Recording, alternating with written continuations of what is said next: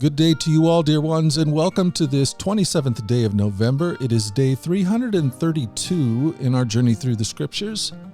Hello to everyone out there. My name's Hunter. I am your brother and your Bible reading coach, someone who shows up with you every day to spend a little time together in the pages of the scriptures. And today we are in the book of Psalms, Psalm 125. And then we go on to Matthew chapters 26 and 27, and that's it. Father, help us to see Psalm 125, a song for pilgrims ascending to Jerusalem. Those who trust in the Lord are as secure as Mount Zion. They will not be defeated, but will endure forever. Just as the mountains surround Jerusalem, so the Lord surrounds his people, both now and forever. The wicked will not rule the land of the godly, for then the godly might be tempted to do wrong. O Lord, do good to those who are good, whose hearts are in tune with you. But banish those who turn to crooked ways, O Lord. Take them away with those who do evil. May Israel have peace. Matthew 26. When Jesus had finished saying all these things, he said to his disciples, "As you know, Passover begins in 2 days, and the Son of Man will be handed over to be crucified." At that time, the leading priests and elders were meeting at the residence of Caiaphas, the high priest, plotting how to capture Jesus secretly and kill him. "But not during the Passover celebration," they agreed, "or the people may riot." Meanwhile, Jesus was in Bethany at the home of Simon, a man who had previously had leprosy. While he was eating, a woman came in with a beautiful alabaster jar of expensive perfume and poured it over his head. The disciples were indignant when they saw this. "What a waste," they said. "It could have been sold for a high price and the money given to the poor." But Jesus, aware of this, replied, "Why criticize this woman for doing such a good thing to me? You will always have the poor among you, but you will not always have me. She has poured this perfume on me to prepare my body for my burial. I tell you the truth, wherever the good news is preached throughout the world, this woman's deed will be remembered and discussed." Then Judas Iscariot, one of the 12 disciples, went to the leading priests and asked, "How much will you pay me to betray Jesus to you?" And they gave him 30 pieces of silver. From that time on, Judas began looking for an opportunity to betray Jesus. On the first day of the festival of unleavened bread, the disciples came to Jesus and asked, "Where do you want us to go and prepare the Passover meal for you?" "As you go into the city," he told them, "you will see a certain man. Tell him, 'The teacher says, my time has come, and I will eat the Passover meal with my disciples at your house.'" So the disciples did as Jesus told them and prepared the Passover meal there. When it was evening, Jesus sat down at the table with the 12. While they were eating, he said, "I tell you the truth, one of you will betray me." Greatly distressed, each one asked him in turn, "Am I the one, Lord?" He replied, "One of you who has just eaten from this bowl will betray me. For the Son of Man must die, as the Scriptures declared long ago. But how terrible it will be for the one who betrays him. It would be far better for that man if he had never been born." Judas, the one who would betray him, also asked, "Rabbi, am I the one?" And Jesus told him, "You have said it." As they were eating, Jesus took some bread and blessed it. Then he broke it in pieces and gave it to the disciples, saying, "Take this and eat it, for this is my body." And he took a cup of wine and gave thanks to God for it. He gave it to them and said, "Each of you drink from it, for this is my blood, which confirms the covenant between God and his people. It is poured out as a sacrifice to forgive the sins of many. Mark my words. I will not drink wine again until the day I drink it new with you in my Father's kingdom." Then they sung a hymn and went out to the Mount of Olives. On the way, Jesus told them, "Tonight all of you will desert me. For the Scriptures say, God will strike the shepherd and the sheep of the flock will be scattered. But after I have been raised from the dead, I will go ahead of you to Galilee and meet you there." Peter declared, "Even if everyone else deserts you, I will never desert you." Jesus replied, I tell you the truth, Peter, this very night, before the rooster crows, you will deny 3 times that you even know me. No, Peter insisted. Even if I have to die with you, I will never deny you. And all the other disciples vowed the same. Then Jesus went with them to the olive grove called Gethsemane, and he said, Sit here while I go over there to pray. He took Peter and Zebedee's 2 sons, James and John, and he became anguished and distressed. He told them, My soul is crushed with grief to the point of death. Stay here and keep watch with me. He went on a little farther and bowed with his face to the ground, praying,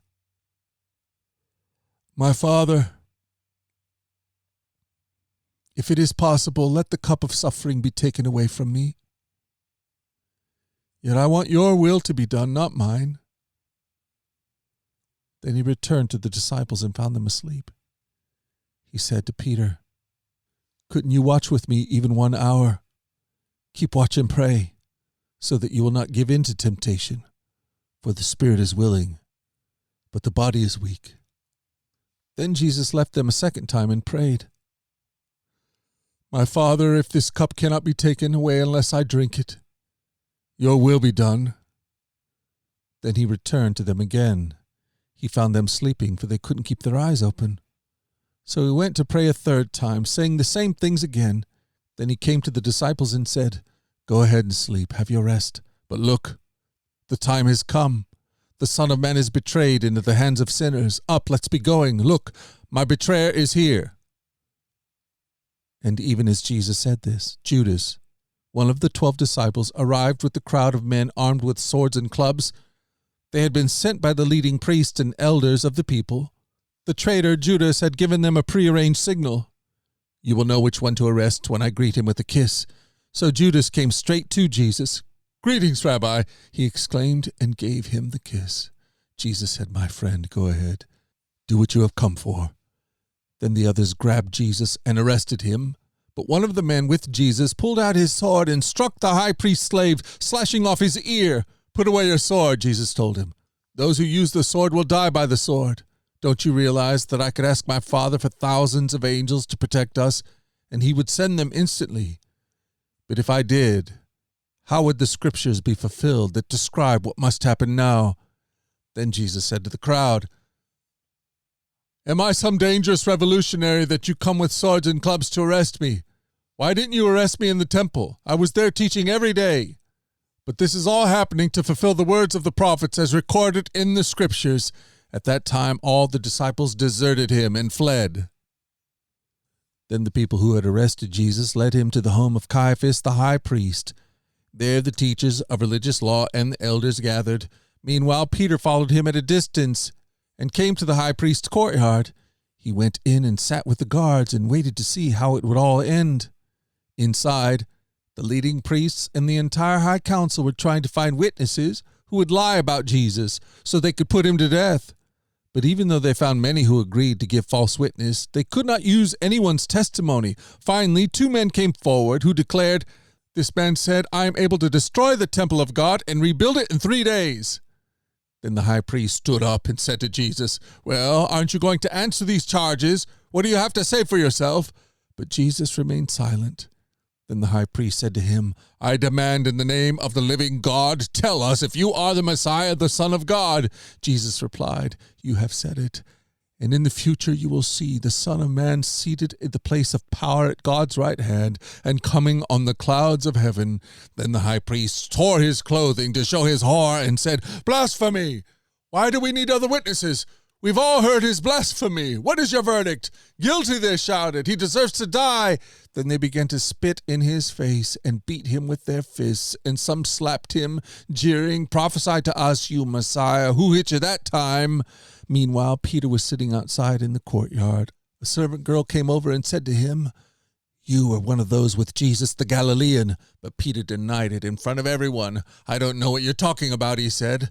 Later, out by the gate, another servant girl noticed him and said to those standing around, This man was with Jesus of Nazareth. Again, Peter denied it, this time with an oath. I don't even know the man, he said. A little later, Some of the other bystanders came over to Peter and said, "You must be one of them. We can tell by your Galilean accent." Peter swore, "A curse on me if I'm lying. I don't know the man." And immediately the rooster crowed. Suddenly Jesus' words flashed through Peter's mind. "Before the rooster crows, you will deny 3 times that you even know me." And he went away weeping bitterly. Matthew 27. Very early in the morning, leading priests and the elders of the people met again to lay plans for putting Jesus to death. Then they bound him, led him away, and took him to Pilate, the Roman governor. When Judas, who had betrayed him, realized that Jesus had been condemned to die, he was filled with remorse. So he took the 30 pieces of silver back to the leading priests and the elders. "I have sinned," he declared, "for I have betrayed an innocent man." "What do we care?" they retorted. "That's your problem." Then Judas threw the silver coins down in the temple and went out and hanged himself. The leading priests picked up the coins. "It wouldn't be right to put this money into the temple treasury," they said, "since it was payment for murder." After some discussion, they finally decided to buy the potter's field, and they made it into a cemetery for foreigners. That is why the field is still called the Field of Blood. This fulfilled the prophecy of Jeremiah that says, "They took the 30 pieces of silver, the price at which he was valued by the people of Israel, and purchased the potter's field, as the Lord directed." Now Jesus was standing before Pilate, the Roman governor. "Are you the king of the Jews?" the governor asked him. Jesus replied, "You have said it." But when the leading priests and the elders made their accusations against him, Jesus remained silent. "Don't you hear all these charges they are bringing against you?" Pilate demanded. But Jesus made no response to any of the charges, much to the governor's surprise. Now it was the governor's custom each year during the Passover celebration to release one prisoner to the crowd, anyone they wanted. This year there was a notorious prisoner, a man named Barabbas. As the crowds gathered before Pilate's house that morning, he asked them, "Which one do you want me to release to you, Barabbas or Jesus, who is called the Messiah?" He knew very well that the religious leaders had arrested Jesus out of envy. Just then, as Pilate was sitting on the judgment seat, his wife sent him this message: "Leave that innocent man alone. I suffered through a terrible nightmare about him last night." Meanwhile, the leading priest and the elders persuaded the crowd to ask for Barabbas to be released and for Jesus to be put to death. So the governor asked again, "Which one of these two do you want me to release to you?" The crowd shouted back, "Barabbas!" Pilate responded, "Then what should I do with Jesus, who is called the Messiah?" They shouted back, "Crucify him." "Why?" Pilate demanded. "What crime has he committed?" But the mob roared even louder, "Crucify him!" Pilate saw that he wasn't getting anywhere and that a riot was developing, so he sent for a bowl of water and washed his hands before the crowd, saying, "I am innocent of this man's blood. The responsibility is yours." And all the people yelled back, "We will take responsibility for his death, we and our children." So Pilate released Barabbas to them. He ordered Jesus flogged with a lead-tipped whip. Then he turned him over to the Roman soldiers to be crucified. Some of the governor's soldiers took Jesus into their headquarters and called out the entire regiment. They stripped him and put a scarlet robe on him. They wove thorn branches into a crown and put it on his head. And they placed a reed stick in his right hand as a scepter. And they knelt before him in mockery and taunted, "Hail, King of the Jews!" And they spit on him and grabbed the stick and struck him on the head with it.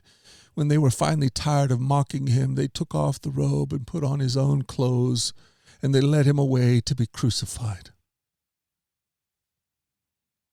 Along the way, they came across a man named Simon, who was from Cyrene, and the soldiers forced him to carry Jesus' cross, and they went out to a place called Golgotha, which means place of the skull. The soldiers gave Jesus wine mixed with bitter gall, But when he had tasted it, he refused to drink it. After they had nailed him to the cross, the soldiers gambled for his clothes by throwing dice. Then they sat around and kept guard as he hung there. A sign was fastened above Jesus' head, announcing the charges against him. It read, "This is Jesus, the King of the Jews." 2 revolutionaries were crucified with him, one on his right and one on his left. The people passing by shouted abuse, shaking their heads in mockery. "Look at you now," they yelled at him. "You said you were going to destroy the temple and rebuild it in 3 days. Well then, if you are the Son of God, save yourself and come down from the cross." The leading priests, the teachers of religious law, and the elders also mocked Jesus. "He saved others," they scoffed, "but he can't save himself. So he is the King of Israel, is he? Let him come down from the cross right now, and we will believe in him. He trusted God, so let God rescue him now if he wants him. For he said, 'I am the Son of God.'" Even the revolutionaries who were crucified with him ridiculed him in the same way. At noon, darkness fell across the whole land until 3 o'clock. At about 3 o'clock, Jesus called out in a loud voice, "Eli, Eli, lama sabachthani," which means, my God, why have you abandoned me?" Some of the bystanders misunderstood and thought he was calling for the prophet Elijah. One of them ran and filled a sponge with sour wine, holding it up to him on a reed stick so he could drink. But the rest said, "Wait, let's see whether Elijah will come and save him." Then Jesus shouted out again, and he released his spirit.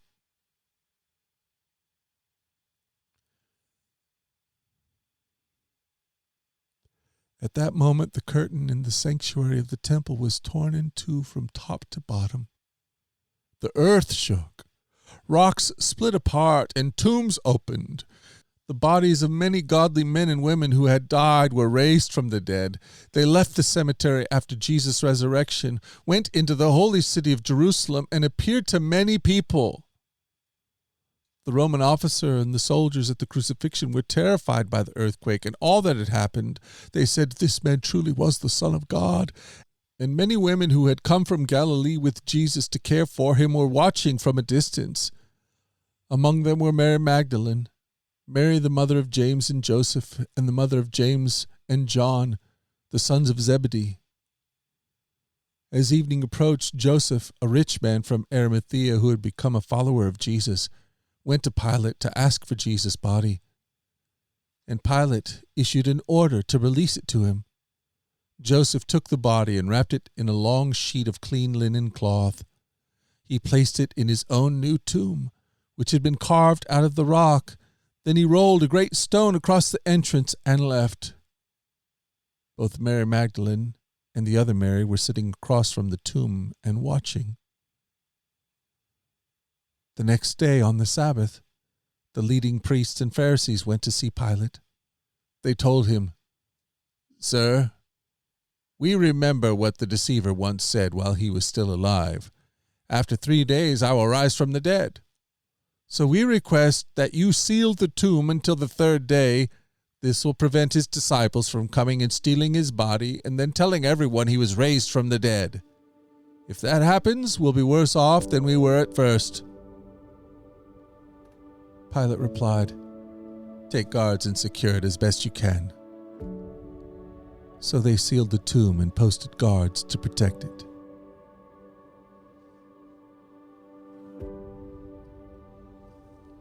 And now may our Lord give his blessing to the reading of his word. Amen.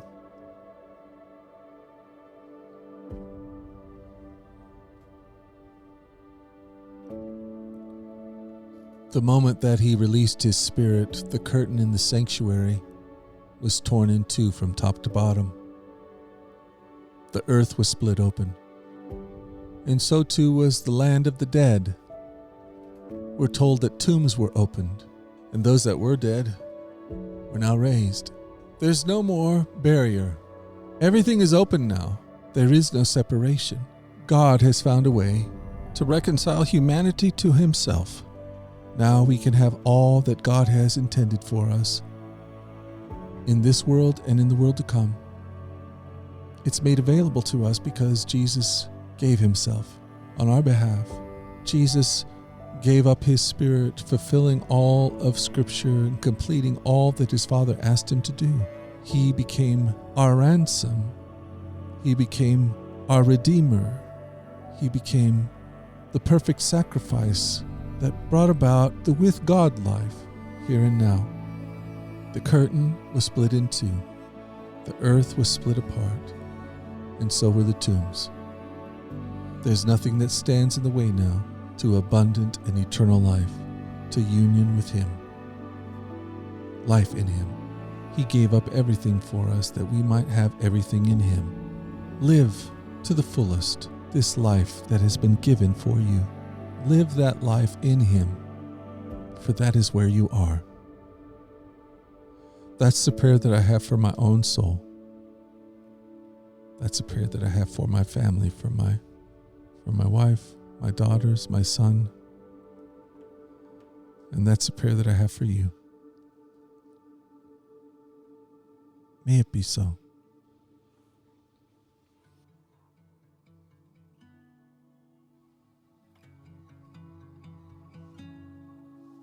Let's continue now in a time of prayer. Feel free to read along with these prayers in the show notes of today's podcast and meditate on these words that are being spoken over you, your family, and our world. And now, let us pray. Lord God, Almighty and everlasting Father, you have brought us in safety to this new day. Preserve us with your mighty power, that we might not fall into sin or be overcome by adversity. And in all we do, direct us to the fulfilling of your purpose, through Jesus Christ our Lord. Amen. O God, you have made of one blood all the peoples of the earth, and sent your blessed Son to preach peace to those who are far and those who are near. Grant that people everywhere may seek after you and find you. Bring the nations into your fold, pour out your Spirit on all flesh, and hasten the coming of your kingdom. Through Jesus Christ our Lord. Amen. And now, Lord, make me an instrument of your peace. Where there is hatred, let me sow love. Where there is injury, pardon. Where there is doubt, faith. Where there is despair, hope. Where there is darkness, light. And where there is sadness, joy. O Lord, grant that I might not seek so much to be consoled as to console, to be understood as to understand, to be loved as to love. For it is in the giving that we receive, in the pardoning that we are pardoned. It is in the dying that we are born unto eternal life. Amen. And now, as our Lord has taught us, we are bold to pray. Our Father, who art in heaven, hallowed be thy name. Thy kingdom come, thy will be done, on earth as it is in heaven. Give us this day our daily bread, and forgive us our trespasses, as we forgive those who trespass against us. And lead us not into temptation, but deliver us from evil. For thine is the kingdom, and the power, and the glory forever and ever. Amen.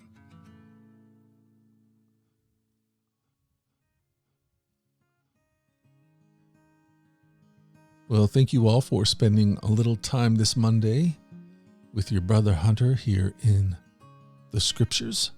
And before I let you go, it would be great if you would consider following and subscribing to this podcast.